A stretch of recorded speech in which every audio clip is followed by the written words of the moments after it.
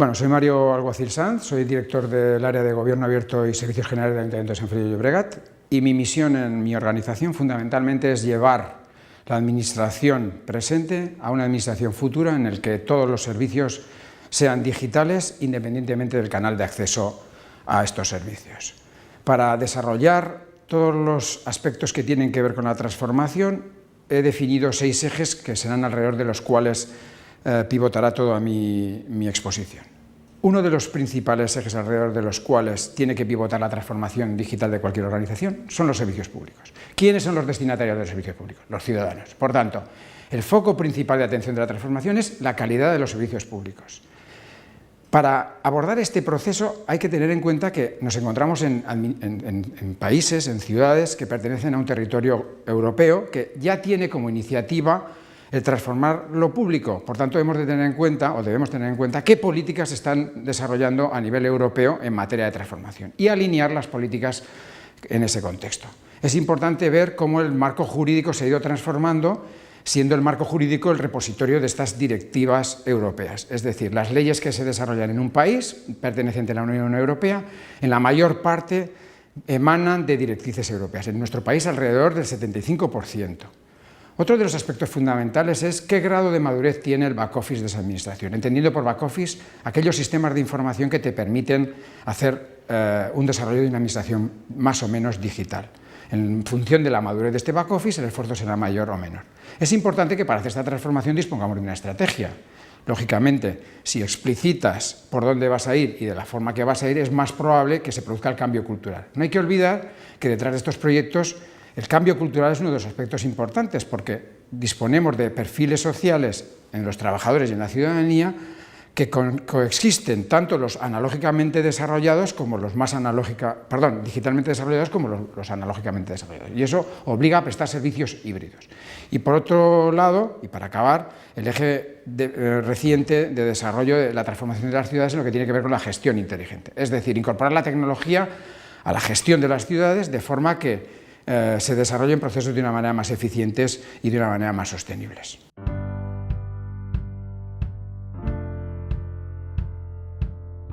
Empezando por el papel de los ciudadanos, no se nos escapa el empoderamiento actual de la ciudadanía en la medida en que nos encontramos en una realidad de uso intensivo de las tecnologías. La sociedad emergente, los jóvenes manejan tecnologías de forma habitual y esto está generando un retraso, digamos, desde la perspectiva de desarrollo por parte de las administraciones. Nos estamos encontrando que la ciudadanía está más empoderada que la administración y nos está provocando una necesidad de cambio.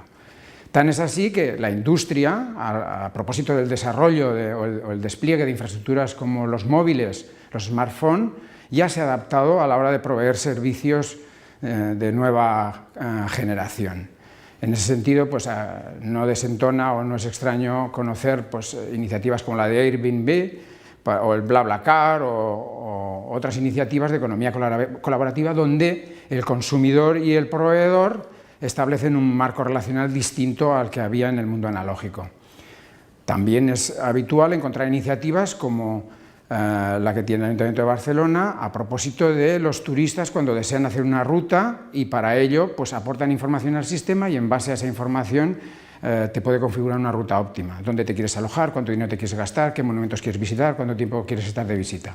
Todo este tipo de soluciones se corresponden más con una ciudadanía empoderada. También es cierto que desde el punto de vista de transparencia de las administraciones han surgido iniciativas que se dedican a presionar a la administración para este proceso de apertura. Son capaces de hacerte análisis de tus datos desde el punto de vista del destino de los recursos, a dónde van tus impuestos, en qué te gastas las cosas, en fin. Estas iniciativas están generando un cambio importante en el modelo relacional.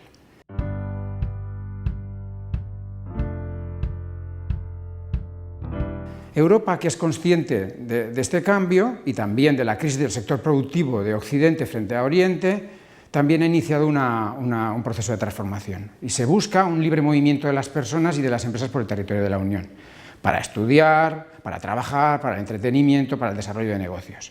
¿Qué hay detrás de este proyecto de la Unión Europea de territorio único, de mercado único y de libre movimiento de las personas? Pues, lógicamente, hacer una amortización de los recursos que lo público representan en el PIB de la Unión Europea.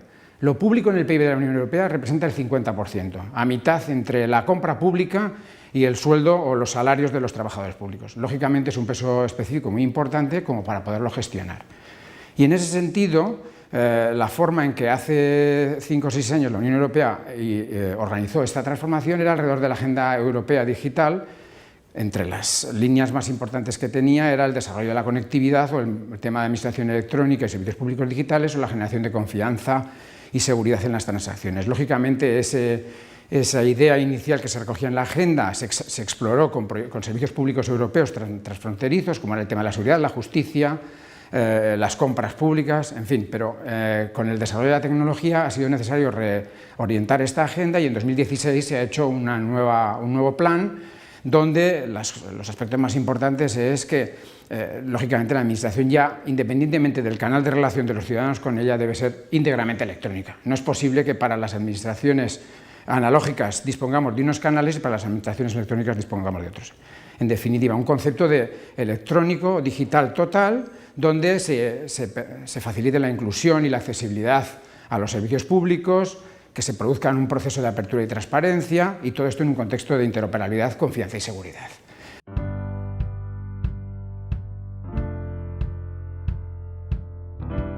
Lógicamente, estas iniciativas europeas, ¿cómo se transponen a nivel nacional? Pues mediante el marco normativo. El marco normativo recoge estas directivas. ¿Y cuáles son las leyes importantes que en los últimos 4 años se han promulgado en este sentido? Pues leyes en materia de apertura de datos, de los esquemas nacionales de seguridad e interoperabilidad, la Ley 11 de 2007, que ha sido superada por la modificación de las leyes 39 y 40 del 2015, y todos los temas relacionados con la simplificación y la reutilización de información en el sector público. ¿Eso qué nos acaba configurando? Nos acaba configurando una tipología de administraciones perfectamente interconectadas. Lógicamente, un ciudadano de Noruega o un ciudadano de Alemania que quiera abrir un negocio en España no debería de venir a España a hacer estos trámites, debería poderlos hacer desde su lugar de origen. Para eso se necesita una interoperabilidad perfecta, es decir, no solo tecnológica, semántica, incluso desde el punto de vista del derecho. ¿Por qué? Porque los documentos que se manejan allí deben ser perfectamente compatibles aquí, y la semántica de estos documentos también.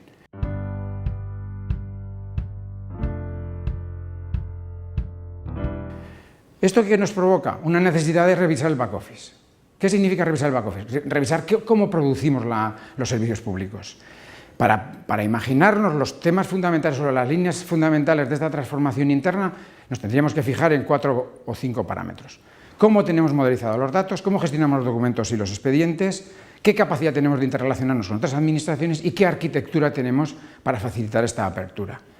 Lógicamente, estas líneas estratégicas confluyen también con la necesidad de la ubicuidad de la capacidad de proceso, es decir, ya no es necesario dirigirse a los edificios y a los lugares tradicionales para trabajar.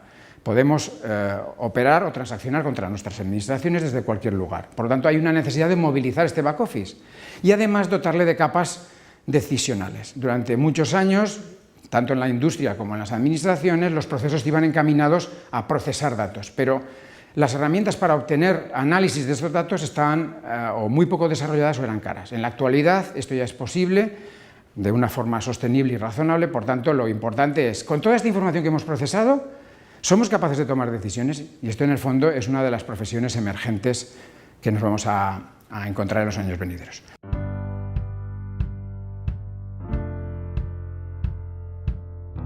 Por otro lado, aparte de esta movilización y esta capacidad de análisis de la información, es necesario desarrollar estrategias en materia de apertura. Las estrategias en materia de apertura podrían girar perfectamente alrededor de 4 grandes ejes: impulsar la transparencia, la ética y el buen gobierno, el acceso a la información pública y fomentar la participación y la colaboración de la ciudadanía. Esto nos permitiría desarrollar una estrategia de gobierno abierto. Es importante también tener presente qué imagen y qué reputación tenemos en las redes. Por lo tanto, también sería conveniente que las administraciones desarrollaran una estrategia de presencia en la red, que analizasen su reputación en la red. Hoy por hoy hay tanta información en la red como en el espacio físico. Por tanto, es un nuevo modelo relacional y no hay que olvidarlo.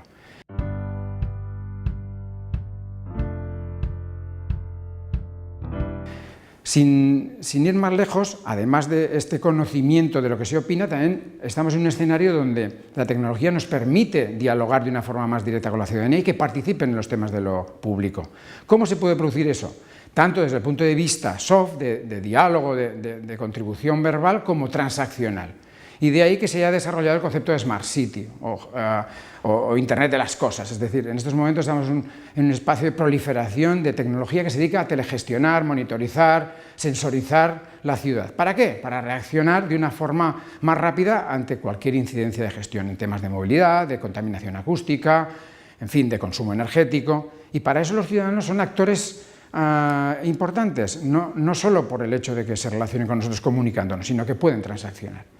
En Cataluña, esta lógica de gestión inteligente de las ciudades ha sido modelizada alrededor de grandes bloques que la comunidad internacional ha convenido. ¿Cuáles serían?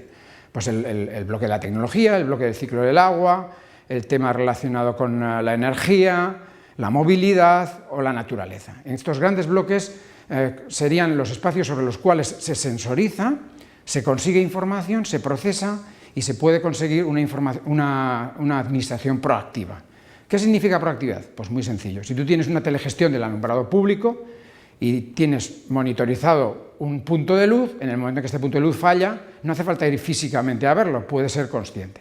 Si está lloviendo y tienes gestionado el riego y el grado de humedad de la zona que regaría sistemáticamente está sensorizado, serías capaz de gestionar el consumo de agua de esa zona en la medida en que se necesite o no el riego. En definitiva, estamos en un modelo nuevo en el cual no solo se trata de mejorar la administración internamente, sino también mejorar la gestión del funcionamiento de las ciudades. Tecnologías que han irrumpido en los últimos tiempos y que nos facilitan esta gestión inteligente. Pues la tecnología que hay desarrollada alrededor del Big Data. ¿Big Data qué es? Gestionar cantidades ingentes de información de una manera eficiente para la toma de decisiones. Es decir, Big Data combinado con Business Intelligence te da el resultado de una capacidad de analizar información y toma de decisiones a tiempo. Incluso antes de, si tú eres capaz de perfilar el tipo de ciudadanía que tienes y las inquietudes que tienes, podrías ser capaz de anticipar servicios. Pongo por ejemplo, si tú conoces la ciudadanía porque tienes información de ella y sabes el nivel de renta que tienen o sabes si tienen hijos en edad escolar o no, podrías arbitrar unos determinados tipos de ayudas para la escolarización en función de esa información. No haría falta que te esperaras a que te lo pidieran. Esto es proacción. Otras herramientas que están facilitando enormemente la gestión moderna de la ciudad y sus equipamientos y sus instalaciones es el Facility Management. Es una tecnología que ya data de más de 15 años de antigüedad, pero que en la actualidad empieza a desplegarse con un nivel de intensidad superior. ¿En qué consiste? Sencillamente consiste en gestionar la información integral alrededor del equipamiento en el que estás trabajando. Es decir, si estás trabajando de un equipamiento deportivo, pues puedes saber desde los contratos de limpieza, los planos, las instalaciones eléctricas o incluso podrías saber qué equipos están entrenando en cada momento en esa instalación deportiva. Todo esto es una gestión integral. En tiempos modernos esta tecnología ha sido superada por un concepto nuevo que es el Building Information Modeling, que lo que pretende es no solo hablar de gestionar el ciclo de vida del equipamiento una vez está construido. Estamos hablando de iniciar el proceso desde que se está pensando hasta que se está usando, de una manera continua. Esta tecnología lo que nos permite es agregar no solo información de funcionamiento, sino información desde el diseño a información desde el punto de vista de uso. En definitiva, todas estas tecnologías lo que nos permiten, ¿qué es? Gestionar la información que tradicionalmente estaba en los sistemas, que no teníamos forma humana de explotarla y ponerla a disposición de los decisores para tomar decisiones a tiempo y, en cierto modo, mejorar la calidad de los servicios públicos. Muchas gracias.